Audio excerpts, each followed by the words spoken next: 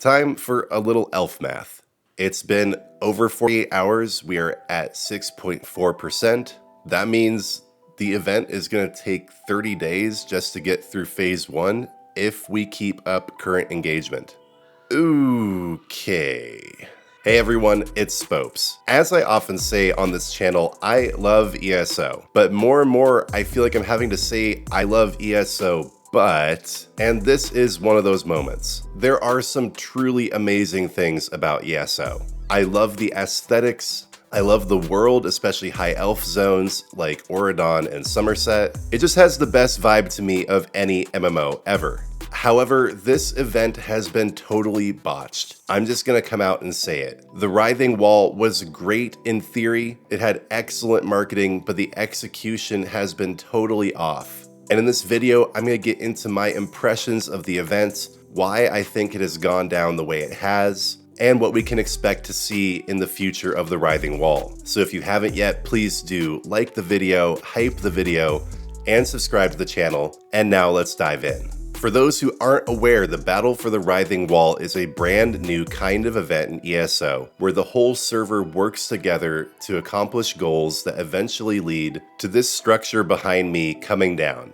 This kind of crazy, mystical looking tsunami. The whole goal of this event is to take down the Writhing Wall. The Battle for the Writhing Wall has been billed as the center point of the entire season here on Solstice. Players have been pretty disappointed with Solstice overall, and many were looking forward to the Writhing Wall as a redemption of this chapter. However, phase 1 of the Battle for the Writhing Wall has been rife with issues, many of which have already been addressed by the development team. First of all, the siege camps that play a central role in phase 1 often don't spawn properly or they get stuck on a particular camp. The developers here say that this problem self-corrects, but they're also working on fixing it. Also, the way shrine that you have to go to if you don't have this chapter to participate in the event is broken. There's an achievement that isn't working. This one was absolutely hilarious. This world boss who wasn't supposed to appear till phase 2 was just there in phase 1. Yeah, the world boss was right over here even though it wasn't supposed to be.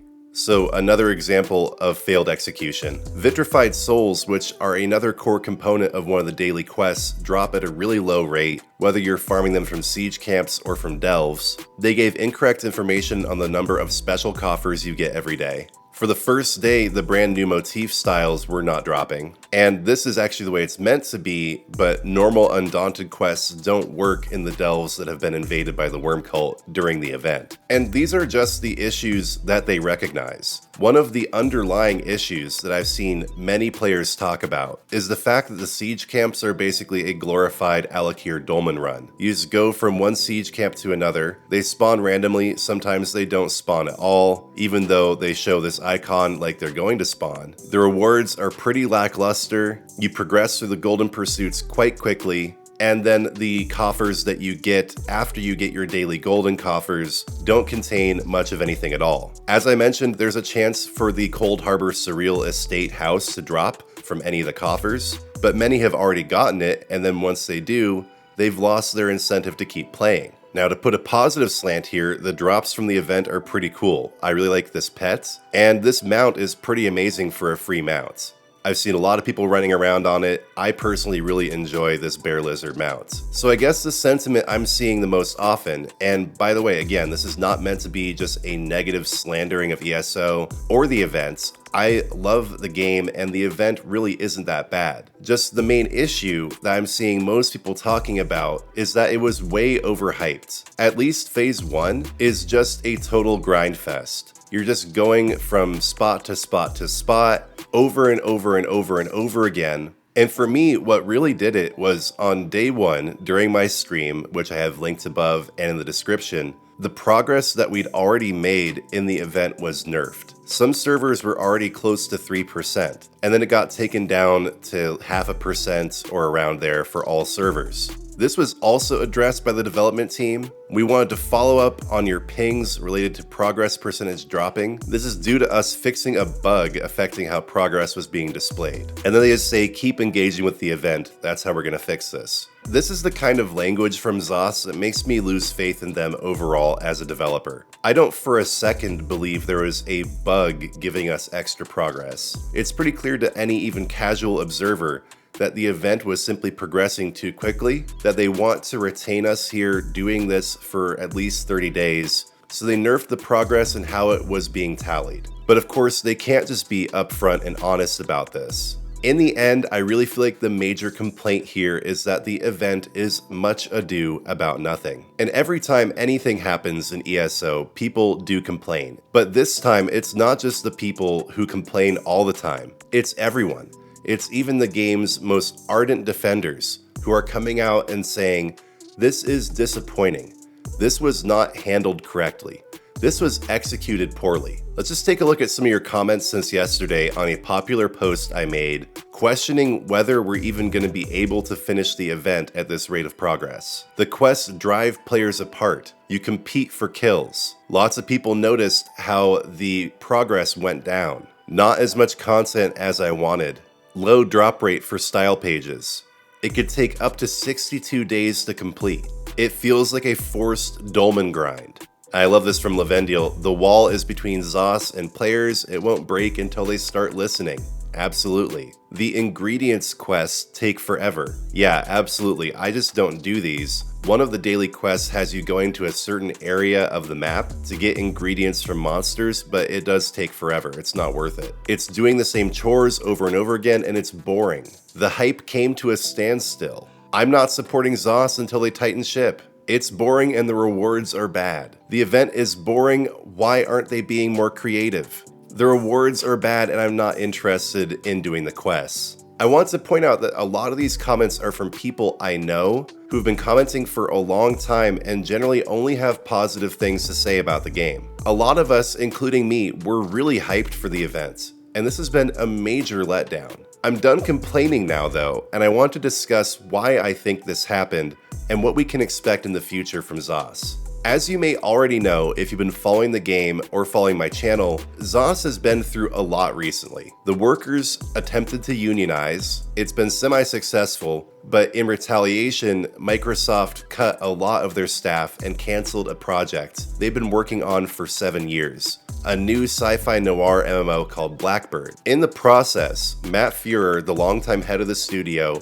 departed, and the game director Rich Lambert switched positions. They've been replaced by Joe Burba and Nick Giacomini, respectively. So the game has been through a lot recently. The studio has been through a lot. And this event was coded, was prepared, was put together long before all these changes happened. Maybe some slight tweaks were made before launch, but essentially this is entirely the old guard of ESO. The people who have been putting out lower tier content every single year as their effort has been siphoned away to a different project. So while this event definitely looks bad, and in many ways really is bad, I think we still haven't seen what the new management at Zos can do. I've said this before and I'll say it again. I think this is the make it or break it moment for the studio and for the game. Either ESO will reach new heights, or all these changes to the leadership staff will amount to basically shifting around the chairs on the Titanic as it sinks. This event and the way it's been handled so far in Phase 1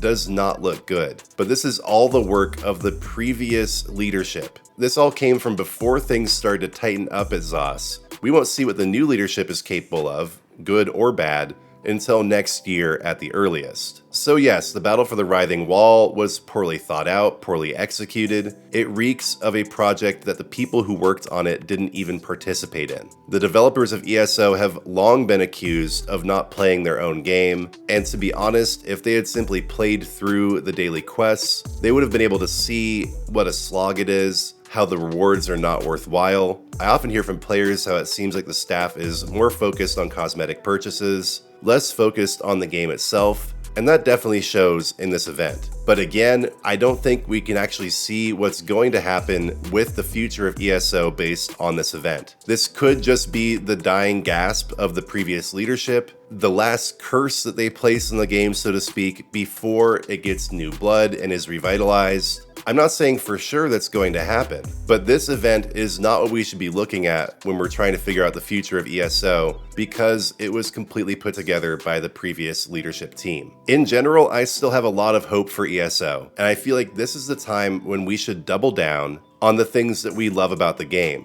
So the event is boring, uninspiring, gives you bad rewards. Well, what do you like about the game then? Just go back to doing that. I might honestly just go back to wandering around Auradon. I'm not entirely sure. But also, this is an important time to remember there are more fish in the sea. And personally, for me on the channel, I am making moves to expand my repertoire to start covering additional games on top of ESO. I'm not abandoning ESO, but this is a wake-up call for me that I shouldn't be putting all my eggs in one basket. So I've currently been playing the free trial of New World Eternum and really enjoying it. Last Epoch, the ARPG from 11th Hour Studios, is also coming out on PS5 sometime soon. I've done polls on both these games to gauge your interest. If you guys have thoughts on those games or any other games you'd like to see me cover, remember they do need to be on PS5, but otherwise I'm open to basically anything. If the sentiment in my community is strong enough, I will try it out. And just to be really clear, one more time, I am not abandoning or giving up on ESO. I think it's too soon to say what's going to happen with the future of the game. And there are so many strong points to ESO that abandoning it over a single botched event would be definitely premature. But I wanted to make this video to acknowledge the sentiment in my community and in the ESO community at large. There are a few people who say it's just fine, you know, whatever, it's just an event. But there has been such an outpouring of criticism that I feel like it was incumbent upon me as a content creator to give voice to that criticism without being overly negative. So it hasn't been my goal to be overly negative in this video. If you found me to go too far in any areas, please do leave that as feedback. If you feel like I didn't go far enough in my criticism, please leave that feedback too. And also, please don't forget to like the video, to subscribe, to hype it, and if you want to support me further, become a member of the Spopes Army, my membership program. Drop me a super thanks in the comments, or head over to spopesector.com to check out my merch. Also, if you haven't yet, head over to Spopes TV, my new channel, to check out the content I'm making over there. Lord, thank you for ESO. Thank you for making it such a wonderful game all these years. Please do strengthen the new leadership team to come back from this low point with better and better content for years to come. Please be with the team at ZOS as they navigate this difficult time, and please be with all the players as they are disappointed and let down by this event that was so hyped but ended up not meeting expectations. Give them strength of spirit, give them discernment to guide their path, and Lord, if it is in your will for me to cover additional games, please show me which games to cover and give me a path to doing so. Lord, in your mercy, hear our prayer. Again, I really appreciate you guys watching. Keep your chin up. This is not the end of ESO, but I totally respect the validity of your criticism here, guys. The event has not gone off the way it should have. Here's to hoping for better content to come. God bless you all. Please don't forget to like, subscribe, and hype. And when you do subscribe, turn on notifications because I'll be back soon with new content.